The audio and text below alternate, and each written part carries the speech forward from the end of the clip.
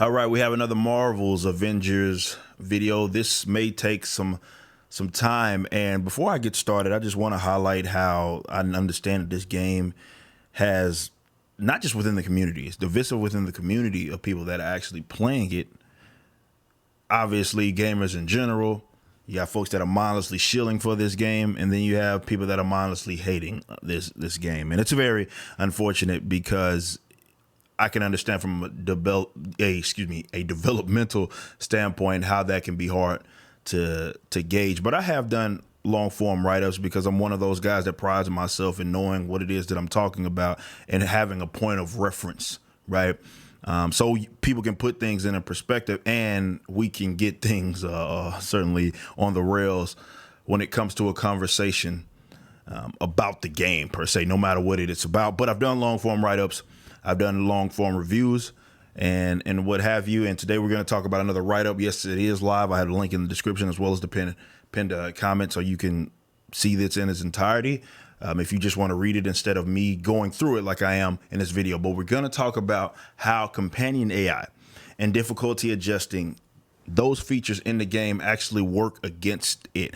Isolated, you may think, oh, well, this made sense or this was okay, but the game's out. We're getting close to the end game, or not close. We are at the end game content, and you're seeing how it actually messed things up. And what I'm going to do is, of course, go through those concepts. This post is already up and it is live, and you can sort of check that out. But I start by talking about how the community is divided, and this is speaking to actual Avengers players, not people that are on the outside looking in. But it says one of the great divides right now seems to be between two parties: those that want to play this as a single player and those that want to play this as a more multiplayer experience. To be completely fair to Crystal Dynamics, this is not their fault. I believe this is more attributed to the fact that this is an IP in Marvel's Avengers, because it has the look of a more realistic game as opposed to the cartoony look like Marvel's like the Legos or Ultimate Alliance or even Marvel Heroes. I think that many people went off of what they wanted this game to be, not what it was ever marketed to be. They were clear, and this is Crystal Dynamics I'm referring to, in the fact that you could play aspects of this game solo, but it was never really presented as if that was the primary focus. The head of studio discussed this on the latter half of the presentation at E3 2019, which was when we really got our first big glimpse at the game. And if you go back and watch that, you will see it was Scott, I believe his name, head of studio, talking about playing up to, playing up to 4 players with up to 4 players online cooperatively. That was always the focus. And I continue here. He said that the campaign launch was just the beginning, and you'd then be assembling with up to 4 players online. This is also stated on the day 1 blog. So they put out a blog, Crystal Dynamics. It's on Square Enix site, and it says, and I quote, "From the beginning, our overall vision for Marvel's Avengers has always been one where players would assemble online to protect the Earth and battle the forces of AIM as a team. While the entire game can be played solo with companion AI, the game has been designed as a seamless online experience where players would transition from the single player campaign to joining with friends in co-op missions as part of the Avengers initiative." So I think it's very, very, very important to pay attention to that. Okay? That's what they said. I'm going to turn my PlayStation on because there's something I want to show you guys here in a little bit. But I believe people saw the campaign clips and the style of the game and expected it to be something akin to maybe Spider-Man or Marvel Cinematic Universe, the game, though it was never presented as that. This game is basically an online RPG with an action combat system. Nonetheless, Crystal Dynamics is left with the community as such, and this is why we are having so many different conversations, because it has attracted many people that aren't even familiar with this style of game. For example, we are seeing people gripe about certain enemies being too strong. We saw this with the Adaptoids. I'm going to go into detail with this here in a little bit. Though the experience is going to be completely different, and not because simply the skill or the character they're using, but because the gear system and how it impacts the characters. Before we can even assess a particular gripe, that has to be taken into consideration. And what I'm referring to is how people would gripe about certain things in the game happening to them, like them being one shot. And you don't even see, especially on Reddit, it's odd enough that you don't really see a lot of people ever question or ask that poster, what is your gear like? Right? There may be a couple of people, but you can't even have the conversation. And it really shows, because you're not having that conversation. It shows how people are completely unfamiliar with this game style, because that has to be taken into consideration if you're going to gripe about being one shot or dying too easily or something like that. And it comes to find out that your resolve is too low, resilience or something like that. And you can't assess a mechanic in the game if you have put all your, I don't know, your stats to melee or something in heroic ratings instead of focusing on defense. Because I, for example, with my Hulk build now, I don't get one shot like that. So just saying that. Now we're continuing on, which is, I think, probably a more important part. Now that the game has been released and many of us are at the end game, we see all of the features working together. These seem to be decent or tolerable ideas isolated, but in combination, it makes for a bad or rather questionable design. Thankfully, this is a live service game, so this game can pivot at any time. It has some great elements, such as the combat system, which I think a lot of us like that do play it.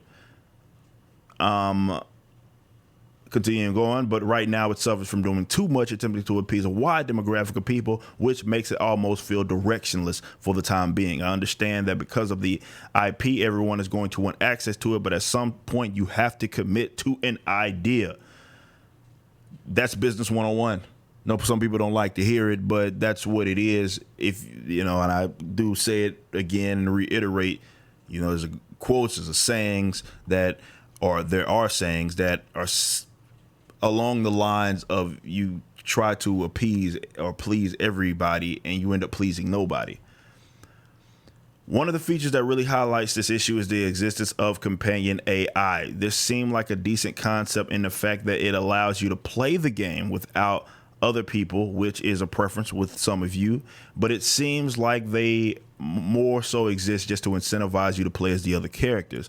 This was a gripe of myself and others, considering the fact that many of us want to main with a character. This is obvious in the fact that some of the mission chains actually force you to complete mission chains or complete missions with other characters, which was nothing but a chore for those that had no desire to play as some of the others. So you don't want to play as Kamala Khan, you don't want to play as Captain America or something like that. There was these mission chains that made you have to go complete that, which was they were stupid to be there, certainly early on in this game's cycle. Let's say at this very post-launch this is what is I just cannot tolerate. The very first post-launch new content is a gauntlet. It's a heroic gauntlet that is geared for people that level up their characters. This is actually a worry that I put into my beta review, which was also posted in this very Reddit. And that's when I said this is what I'm quoting right now, is me referencing the old post. It says, this is not a traditional MMO in that we create our own characters, but it still has the aspects. They just give us our builds. So think of the characters as races and classes. People should be rewarded for maintaining a character for 6 months as opposed to jumping from character to character.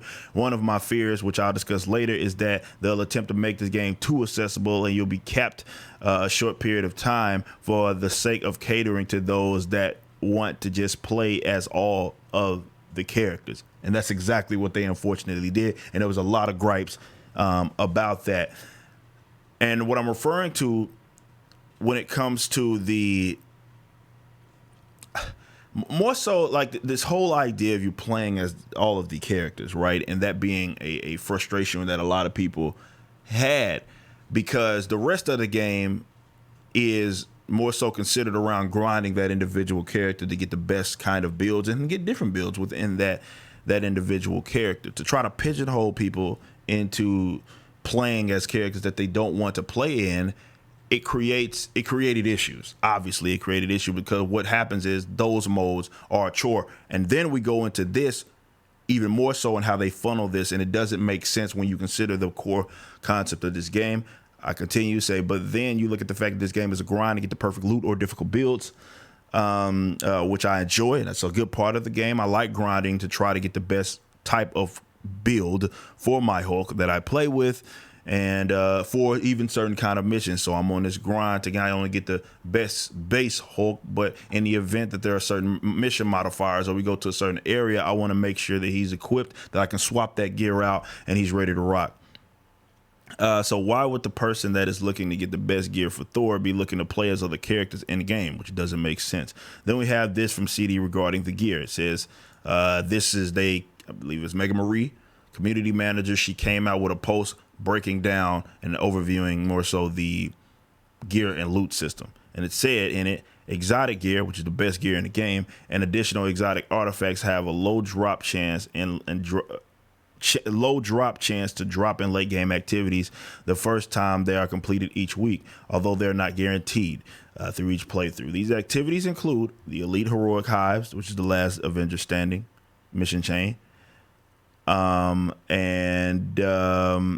the other one that which I should have continued, it was the new Heroic Gauntlet. And then they mentioned AIM Secret Labs, which is why I say, so basically until the AIM Secret Labs are out, which they're not as I've shot this video, the best gear in the game is being hid behind 2 single player missions.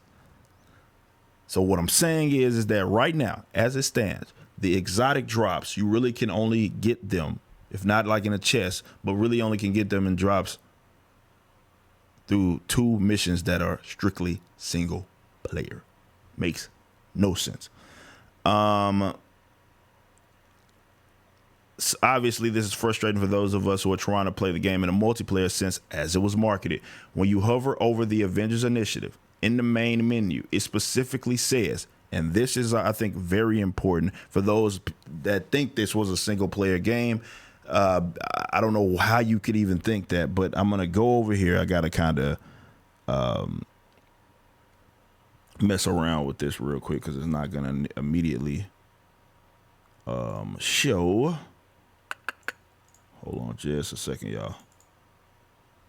There we go, and there we go. Just to show y'all with the receipts, of course. As you see, if you go over here, this is the campaign, and it specifically says single player. So the main campaign is single player for the most part.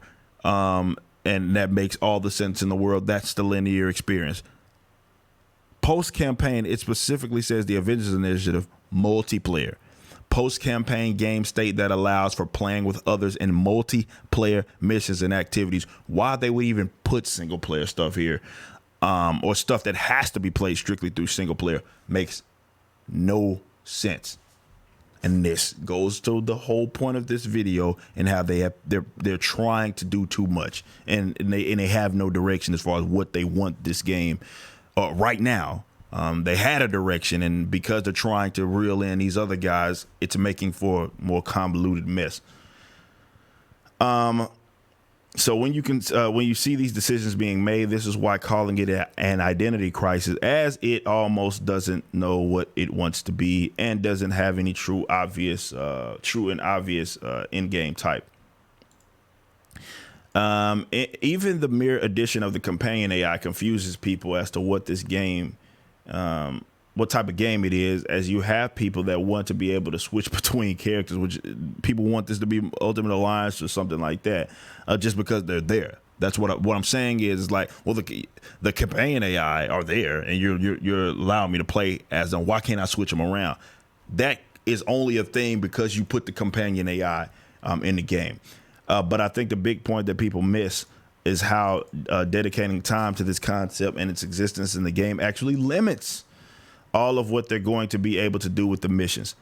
And this is important. If every character was a live player, the cool mission types they can do are endless. Right now, people are griping about the lack of mission types, and that is a valid complaint.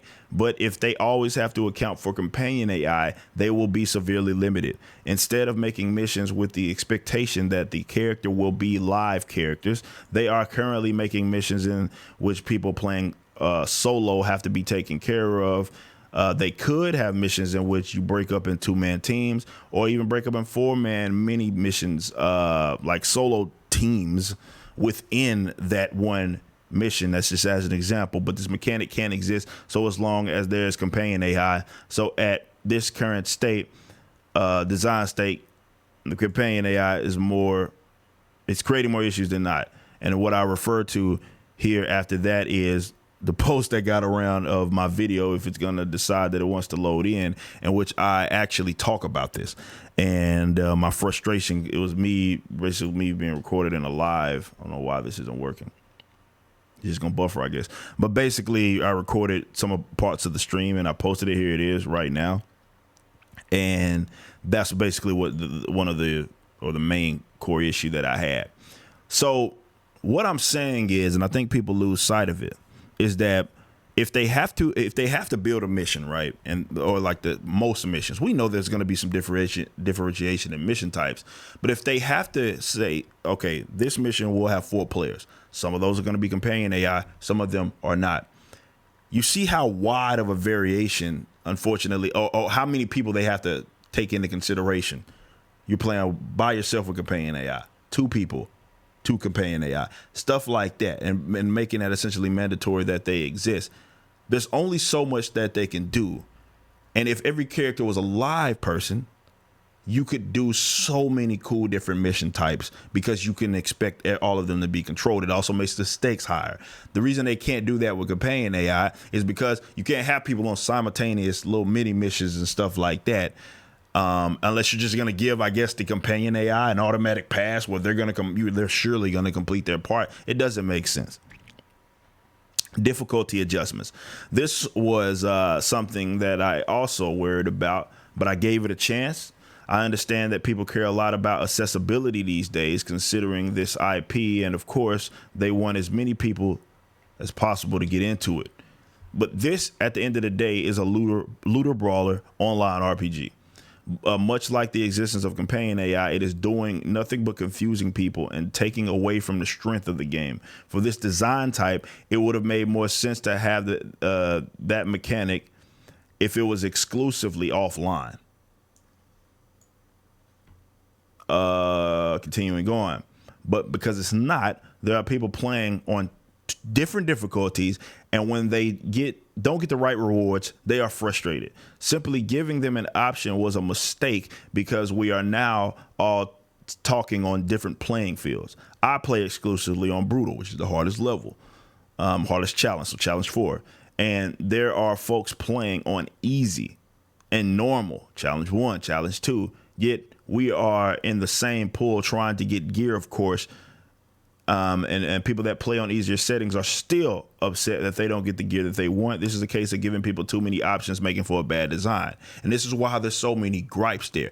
If the level was the level, regardless of what your level was, even if you went out there and got smashed, you don't create that issue. But what's happening now, why so many people are frustrated with the gear system, is that we're all playing on different playing fields. It's not level. Right. So for example, we saw this in the stream. Someone posted on Reddit that they were frustrated in what they got in this ending hive and what they got in the reward. And they're playing on normal, but they expected to get something great. You see what I mean? And then I play on brutal. And then you got people, for example, that have exotics playing on nothing but easier levels. Right. And then you've seen me play hundreds of hours on stream. We haven't gotten any exotic yet. And all I do is play on the hardest level. You're just making a mess of it. So this is why that giving them that option, which is basically them saying they wanted to make the game accessible, actually created more issues. So it's not just one or the other. I continue. It's a combination of factors that are hurting this game. This also is something that has to be considered with matchmaking. It's going to be more difficult to find players playing on the same difficulty you want on the same mission, on the mission that you want with the character you aren't using. So a lot of people are griping about the matchmaking, rightfully so. But we're playing on different fields, man. Some people are playing on, let's say, brutal. Not many. We looked on Twitch the other day, and none of them were playing on brutal. It's like I'm like, am I the only one that plays this game on brutal? Me and my bros, my mods, and the people that watch me. But they have to be on the same level. You know, they want to play that mission. If you're not doing quick play or something like that, they want to play that mission. They want to play like all of those have to be taken into consideration. When it comes to matchmaking. So maybe some of it is server related. However, I think a lot of it is because they're giving people too many options and people are playing different games here. And I don't think it's hard for any game to have that player base like that. This is why the missions should have just been the missions. And this is the most important part. Set the scene for you. Now I'm going to tell you what I feel like was a better idea. I say, in my honest opinion, there are better ideas instead of the other concepts. Part 1, leave the single player focus on the campaign, which is how they describe it anyway. The campaign could have been a giant tutorial to get people used to the game and the characters, while also giving those solo players something to do, treating it almost like COD, right? Call of Duty, they throw in a campaign. Nowadays, it doesn't make, some people play the campaign, but it doesn't make the game. Call of Duty is hardly ever judged by its campaign, right? It won't make a break. They can have a crappy campaign and a great multiplayer, or a crap let's say, campaign, and it wouldn't matter. It wouldn't really impact that because people are playing COD mostly for its multiplayer. That's the base. Not to say that there aren't people that play it for the campaign, and people definitely back in the day, maybe first Modern Warfare days did. But that's not what its primary focus is, and there's nothing wrong with that. But that should have been, but it should have been left at that. Is what I said. Man, there's so many typos, grammatical errors here. I say, as both advertised and stated, the Avengers Initiative and the core part of the game should have been geared for those playing multiplayer. The fact that this is a more multiplayer action combat RPG is what makes it unique. This is not Marvel Heroes or Ultimate Alliance. It is, and it certainly isn't like Spider-Man. It's not a single player linear experience. That only exists within the campaign, but that's okay. Those options exist for those that want to play that type of game. And I know some will say, well, can they do both? Clearly they cannot. This is, however, does not mean that I'm saying have no single player experience or no experience throughout the game that you can't play by yourself. And I'm going to expand on this in a little bit, referring to other online RPGs and MMOs and such that obviously are geared towards you playing with other people. However, you can go do missions by yourself. No companion AI. This is suggestion number 2, or leave them for special missions. So not basically what I'm saying, either don't have them there or have them geared for more special missions. So instead of going off of every mission and having either companion AI or, let's say, playing with 4 other people, you say that, okay, that exists, but it only is for these few missions. As I mentioned earlier, this is actually bogging down the potential of the multiplayer and the creativity. Instead of having most missions with companion AI, it would have been better, a better idea to have most missions with all live players, with a couple of exclusively single player iconic mission chains. So having missions that are set to be played as 1-2 players or 2-4 players, or raids that obviously require all 4 players to be live, which I do know are coming at some point. The point is that most of the Avengers initiative is being played with characters that are live players. So if they exist and they're fighting, they're live players, unless there's special occasions in which they're not. The point is that, it says, sure, and a heroic gauntlet that uses multiple characters, which they just added in a single player setting, can exist as a cool little mode, but it probably should have been added way down the line. So what I'm saying is, like, all right, if they wanted to add something like that, which basically treats it like a survival fighter at that point, they can have that mode and add it on, but adding it this early just doesn't make make too much of any, in any sense. Sure. All right, read that. A criticism of this approach will inevitably be, well, this is the Avengers. And to that point, I say exactly. Anybody that has read the books understand that Avengers do not always meet up for these gigantic battles with them being in the same place on the battlefield. They often break up in teams, and characters have this specific mission within the greater mission. It happens all the time. I think a lot of people, unfortunately, watch, I don't know, what I guess the Avengers in movies and Endgame, and even on Endgame, that's what happens, or not Endgame necessarily, like more so like for example the first Avengers movie, they break off and they do other things. It's not always Avengers equals big battle with boss, everybody on the battlefield at the same time. They don't even have the same power set to be doing all of that. Level gates. Instead of allowing for a changing of difficulty, it would have been a better idea to have the missions simply be what they are. So there are the mission can have gates in which, okay, if you're going to do this mission, you need to be within this requirement, more so saying that you need to be at least here. And the missions are just what they are. Some may be harder, some may be more difficult, but you're not worrying about, okay, what level, or more so you're not changing the difficulty along with, or the levels of the enemies with the characters that are being put in those missions, which is how it happens now. They're scaled. Sometimes they're like, if they're doing brutal, they're plus 10, plus 15 or something like that, higher level than what you are, instead of them simply just being what they are. Again, remember, that goal is to go back to getting rid of that gear issue. I understand why they made it to where levels of the enemies change with your level, but this was poorly executed in concept.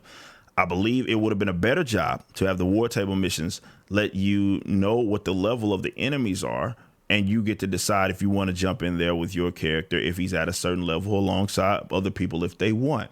So the enemies are going to be who they are for the most part, regardless of the level of the character you want to place them in. This allows for a more transparent and simplified reward system. The harder the harder and higher, let's say, level requirements of the missions, they will have better gear. And because the enemies don't change in difficulty, you don't have to worry about trying to manage the impossible balance of figuring out who gets the best gear when people are playing on 4 different difficulties, which is what they're doing right now. And everybody's complaining about the mission drops or the gear drop. And again, it makes no sense. We can't even have an honest conversation because it's like, what level are you playing on? What level are you playing on? And all that has to be taken in consideration. And this is what I'm saying. Giving them that option actually did them in. Number 2, let people man. It was a mistake from the get-go to try to insist that people play as other characters outside of the campaign. Tying the mission chains with completions of character missions wasn't the best of ideas. The awesome thing about this game is the fact that the characters play so differently. This is why I say, think of the characters as races and classes in other RPGs. They are base builds that people will select.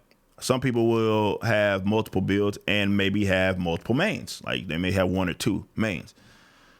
But it's not about punishing those that wish to jump around and play as all the other characters. It's about rewarding those that want to just play as Thor or Hulk. But it was a poor taste to try to funnel people into playing as the other characters that they don't want to play as.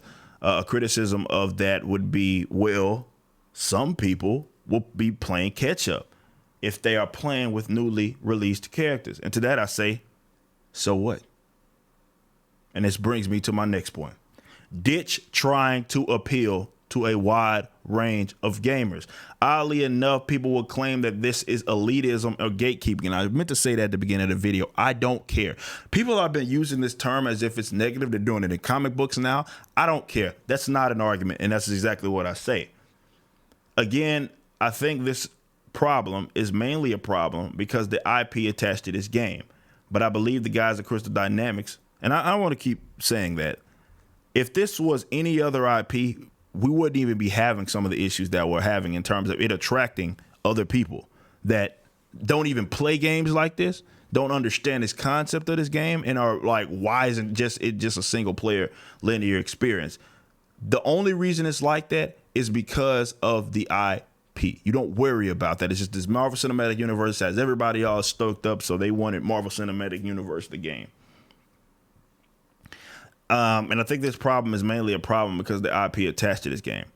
But I believe the guys at Crystal Dynamics should just commit to making the best possible game with the core direction and core demographic in mind. And there's some people already in the comments of this saying, well, aren't you saying that they should cater to you instead of the single player? No, I'm saying I just happen to be in the demographic of people that they marketed the game to, as in like how they market it more so is more what I'm saying in the concept. I just showed you the receipts of what they said, and I showed you the receipts on what the damn game says right now. So I just happen to be in the demographic, but I don't go to other games like whether it be an MMO or any other game for that matter and say, well, this game needs to be multiplayer, or this game needs to be single player, this game needs to be, no, the game is what it is in type, and there's criticism that you can base on what it's doing, but I'm not trying to make it geared to my taste simply if that wasn't the direction that they were going in. This is why I say, and people get it twisted like I'm crapping on single players, which is stupid considering on this channel I have recently streamed. I streamed both Ghost of Tsushima and Spider-Man. Makes no sense for people to gripe about that. There's nothing wrong with single player games. What I'm saying is they exist. Play them. But if a game is geared to be a more multiplayer experience, there's nothing wrong with that. So what I'm saying is I lead the guys at Crystal Dynamics should just commit to being the best possible game with a core direction and core demographic in mind, considering that this game is a long-term commitment. This makes all the sense in the world, be it in difficulty or type. This game is going to lock certain people out or disinterest people, but that's okay. It doesn't have to appeal to everybody. Not every game does. It's a lot of games are an acquired taste. And I said that every game does this, and a live service game can especially be great. While being an acquired taste. This is why Destiny 2 is a game that people hate or love, but you cannot deny that it has a very, very strong community. But taking the approach in trying to make this game be experienced with a wide demographic is leading to the saying of, when you try to appease everybody, nobody is satisfied. Not every single player game, not every single gamer type has to be considered or appeased. You have to stick to what you know. And again, that's business 101. That's what it is. That it's just, you have your target audience, you target it. And if it's, obviously you want more people to be a part of it. However, you don't like push out a particular demographic for definitely the one that you were initially targeting just for the sake of trying to appease everybody. That's bad business. I've defended this game numerous times, and I'm certainly one of the few content creators that have given this a fair shake instead of pearl clutching at the sight of microtransactions. I love it. It's a dream game for me. It has a comic book game, which I am a comic book guy, not a guy that learned about these characters from the Marvel Cinematic Universe. And it has an action combat system like you see in some of these adventure games, single player, but it's online in terms of it being an RPG. But it tried to do some things that work against it when they're executed together. Certainly. And I just want to make sense of some of these concepts. Some of the things many of us are griping about are design and concept issues that work antithetical to one another. So what I'm saying is that as you see it now, when executed in game, it was cool. And I even tried to understand why it's there. I'm like,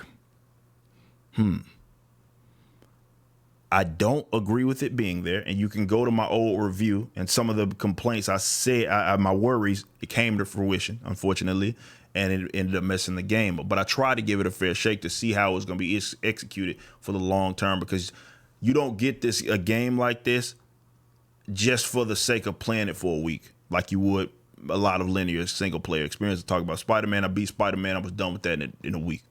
Right, on the hardest level, that was done. Wait till the DLC to come out, and it was very short DLC, by the way.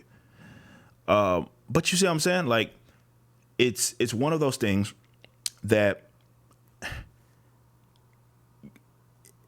it has to have some sort of direction. More so is what I'm saying, and it's aimless right now mainly because it's trying to appeal to another demographic and it's bogging the game down. And those concepts are also working antithetical to each other when the companion AI. And if you looked at them solo, you'd be like, oh, that's a decent concept. But then you see it in the execution. It's like, okay, that was not such a good concept. Some people are like, yeah, it's cool. I get to play with these other characters. Those are characters that you have leveled up. But when you understand like mission types and stuff, you have to understand how that bogs the actual potential of the game down, because they have to always take that into consideration that some people are playing like that. This is why my argument is that you should have just made it to where most of the players on most of the missions were live players. So if the person wanted to go and solo that mission, they could do that. It just wouldn't be like AI or anything around them. That way you can focus on building a cool mission, right?